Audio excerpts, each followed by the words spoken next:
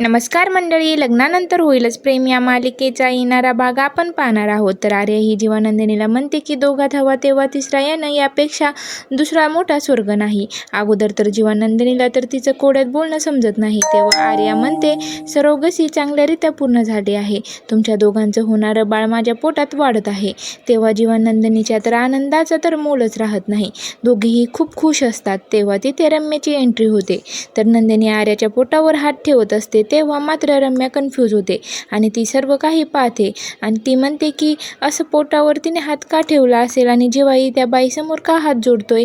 रम्याला आता त्यांच्यावर संशय येतो आणि म्हणते काहीतरी मोठी गडबड नक्कीच आहे आणि मला ती लवकरात लवकर शोधून काढायला हवी.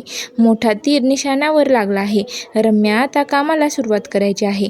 तर रम्या शोधून काढणार का आर्याशी असलेल्या संबंधाविषयीचं नातं सत्य हे पाहणं खूपच रंजक ठरणार आहे. अशाच मालिकेचे नवनवीन व्हिडिओ पाहण्यासाठी चॅनलला लाईक, शेअर आणि सबस्क्राईब नक्की करा.